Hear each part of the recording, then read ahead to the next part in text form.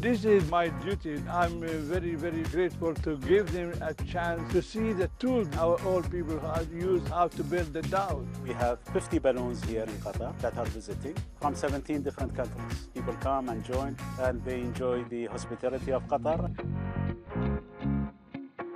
Hello and welcome to Qatar 365 with me, Laila Humaira. On this episode, we go behind the scenes to explore some of Doha's marquee winter events.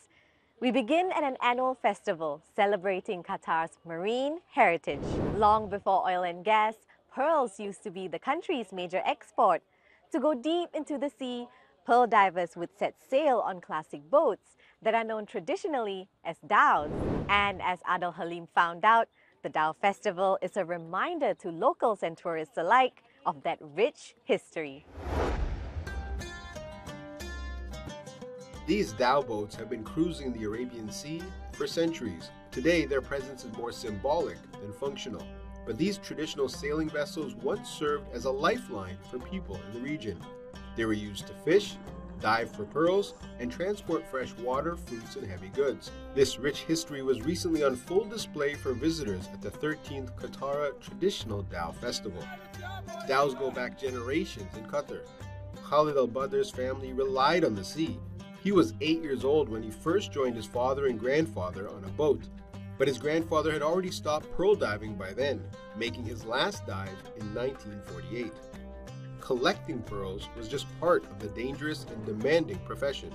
This is the hard time to move through a long distance destination between Qatar to Bombay to Zanzibar in Africa. This is the most difficulties.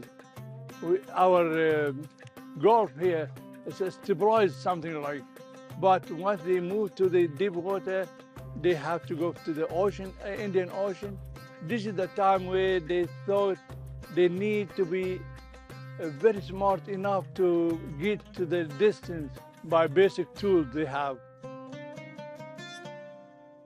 The 64-year-old has many of those tools on display at his family's museum for history to live on for generations to come. This is my duty. I'm very, very grateful to give them a chance to see the tools they have been, our old people have used, how to build the dhow. I show them there's equipment, how to navigate the boats during the day and night. I have the equipment now to tell the people by vision. They have to see it, they have to judge it, how difficult is life without technology. These beautifully crafted boats are deeply rooted in Qatar's maritime history. 12 countries are taking part in the 13th Traditional Dhow Festival. The majority of participating countries are coming from around the region, but also include teams coming from India, Tanzania, and Portugal. Portugal's ambassador to Qatar says his host country has more in common with his home country than one may think. The maritime tradition is the same. Of course, there are many differences because Portugal is close to the Atlantic Ocean. Qatar is the Gulf Sea. But so we have fishing tradition, and Qatar is the pearl tradition. But the culture, the sea, the water, the boats, that's what made me feel this connection.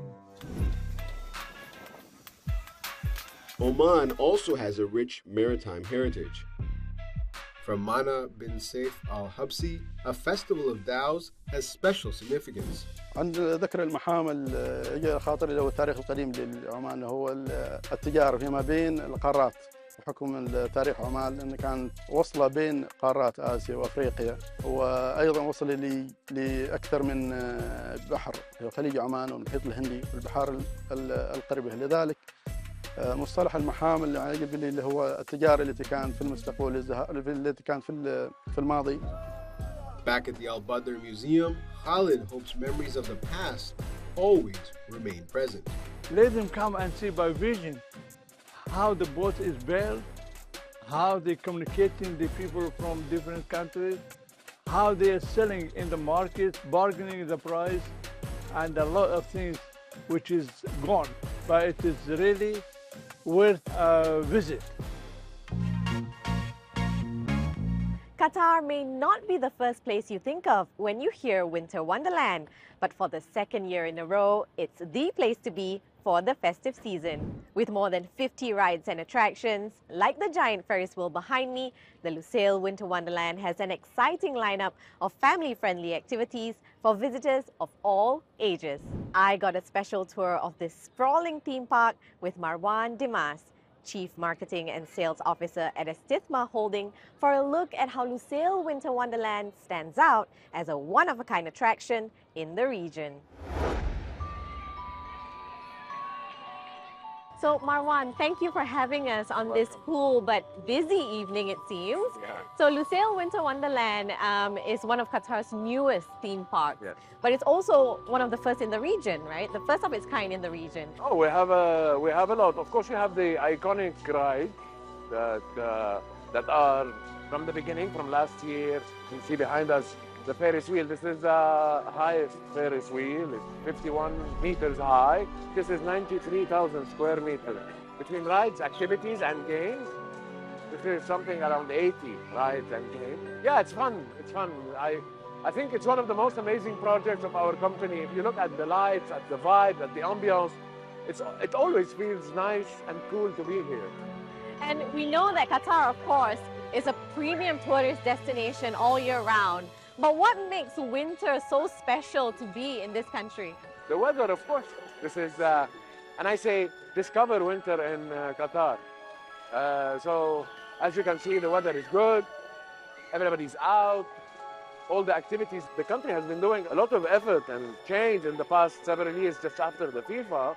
The country has become very attractive. Qatar has hosted 3 million or 3.5 million tourists now. It's double what they hosted last year with the World Cup. So it's amazing. The winter season is amazing in Qatar, simply. There's no doubt about it. So we've spoken a lot about the rides and all of the things on offer, but I hear there's much more coming up. Can you share a little bit about what's coming up this season and also next year? Yeah, because the season has just started. So we got season 2, very exciting things coming up from here till the end of season 2, but season 3 is going to be amazingly beautiful, amazingly beautiful. Sometimes the park is over capacity. Our capacity at one time is 5,000 to 6,000 at the same time. So we are reaching capacity with the tourists and the visitors. And this is what makes it work. This concept is not globally, it's not new. So this type of theme park is a classical, everybody loves it. Whether you are a kid, you're a big, it doesn't matter. Next, we take a short drive down the Lusail Highway back to the Qatar Cultural Village to witness another winter spectacle. This time, the excitement is up in the sky. This is the 4th edition of the Qatar Balloon Festival, a yearly display showcasing the world's most colorful balloons from all over the world. I got to meet the team behind this unique event for a look at how it's becoming a favorite way to see Qatar. It's a joyful occasion. People come, have a good time, look at the balloons from up close. It's joyful for everyone. Captain Hassan paved the way for the first hot air balloon to fly in Qatar skies in 2019. And every year since then, the Qatar Balloon Festival has been soaring to greater heights. Live entertainment, interactive games, a musical parade, and the glow of dozens of hot air balloons, all to welcome a new flying season. We have 50 balloons here in Qatar that are visiting from 17 different countries. So it's basically here becomes a melting pot of cultures. People come and join, and they enjoy the hospitality of Qatar. Lucas Mikilewicz is among the dozens of pilots featured in the festival. This evening's event gives people a chance to get up close to the hot air balloons. Lucas and his team put on a show for visitors, but he's not allowed to fly the balloons at night. For those wanting to take a ride, they'll have to wait until the morning. It's 5 in the morning in Doha. While the rest of the country is still asleep, a crowd is slowly gathering in Qatar. And Lucas is back. This time, he'll have paying customers on board. For those lucky enough to snap up a ticket on the morning flight, the early wake-up call is well worth it. for a chance to take a magical ride on these majestic hot air balloons. But even if you miss out on that opportunity, the sight of them taking off and floating through the sky would awe any spectator watching from the ground. Up, up, and away. For many people, a ride on the balloon is a once-in-a-lifetime experience, and a lot of trust is put on the pilot navigating it. Every single flight is a new challenge. You know, when you're flying anything else, or you're still flying routes, here you take off and you start analyzing what winds I get, where I can fly. It's more of a mental challenge because on the ground, the wind usually always blows directly to the sea. But you know that according to all the forecasts, over 1,000 feet, 300 meters, it will turn south and you will fly into open areas behind. And that's the plus point, that you will always find really big open areas to land because it has lots of desert around. Born into a piloting family, Lucas got his balloon license when he was 18. Now in his 10th year, he hopes to keep the art of ballooning burning for a long time to come, despite the challenges of modernization. Older pilots are quite skeptical about balloons because they think that with more drones flying around, with more restrictions, with gas getting more and more expensive, balloons might start disappearing. One pilot recently told me, you know, you might be the last generation. Hopefully not. Yeah, hopefully not, but that's possible. What a wonderful time to be in Qatar. No matter what you choose to do here in winter, there are plenty of great activities to enjoy in perfect weather conditions. We hope you've enjoyed this episode, but that's all the time we have for now. For more, check out Euronews.com and connect with us through our hashtag. Thanks for watching, and we'll see you next time on Qatar 365.